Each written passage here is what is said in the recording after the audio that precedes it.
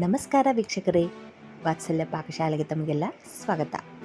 ಇವತ್ತು ಝಟ್ಪಟ್ ಅಂತ ನಾವು ಮನೆಯಲ್ಲಿ ಬಟಾಣಿ ಮಸಾಲ ಅಂದರೆ ಮಟರ್ ಮಸಾಲ ಬಟಾಣಿ ಗ್ರೇವಿ ಮಾಡೋಣ.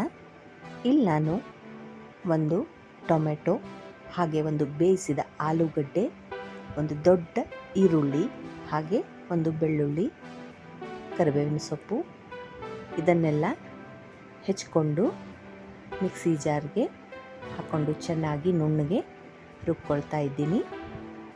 ಝಟ್ಪಟ್ ಅಂತ ಮನೆಯಲ್ಲಿ ಏನು ಮಾಡಬೇಕು ಅಂತ ತಿಳಿದೇ ಇದ್ದಾಗ ರುಚಿಯಾಗಿ ಬಟಾಣಿ ಮಸಾಲ ಅಂದರೆ ಮಟರ್ ಮಸಾಲ ಗ್ರೇವಿನ ಝಟ್ಪಟ್ ಅಂತ ನೀವು ಮಾಡಿ ಒಮ್ಮೆ ಟೇಸ್ಟ್ ಮಾಡಿ ನನಗೆ ಹೇಗಿದೆ ಅಂತ ಕಮೆಂಟ್ನ ಮೂಲಕ ತಿಳಿಸಿ.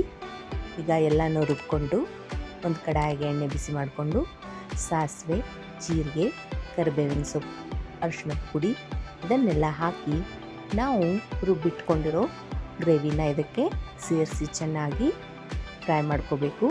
ನಂತರ ರುಚಿಗೆ ತಕ್ಕಷ್ಟು ಉಪ್ಪು, ಖಾರದ ಪುಡಿ, ಗರಂ ಮಸಾಲ, ಹಾಗೆ ರುಚಿಗೆ ಸ್ವಲ್ಪ ಸಕ್ಕರೆನ ಸೇರಿಸಿ ಅಥವಾ ಬೆಲ್ಲನ ಸೇರಿಸಿ ಕೊತ್ತಂಬರಿ ಸೊಪ್ಪನ್ನು ಹಾಕ್ಕೋಬೇಕು. ಹಾಗೆ ನಾನಿಲ್ಲಿ 1 ಚಮಚದಷ್ಟು ಮೊಸರನ್ನು ಸೇರಿಸ್ತಾ ಇದ್ದೀನಿ. ಇದನ್ನೆಲ್ಲ ಚೆನ್ನಾಗಿ ಮಿಕ್ಸ್ ಮಾಡ್ಕೋಬೇಕು. ಇದೆಲ್ಲ ಚೆನ್ನಾಗಿ ಮಿಕ್ಸ್ ಆದ ನಂತರ ನಾನಿಲ್ಲಿ ಬಟಾಣಿ ಕಾಳನ್ನು ಅಂದರೆ ಮಟರ್ನ ನೆನೆಸಿದ್ದೆ. ನೆನೆಸಿ ಕುಕ್ಕರ್ಗೆ ಹಾಕಿ ಬೇಯಿಸಿ ತಗೊಂಡಿದ್ದೀನಿ. ಈ ಬಟಾಣಿ ಕಾಳನ್ನು ನಾವು ಈ ಗ್ರೇವಿ ಮಿಶ್ರಣಕ್ಕೆ ಹಾಕಿ ಚೆನ್ನಾಗಿ ಮಿಕ್ಸ್ ಮಾಡ್ಕೋಬೇಕು.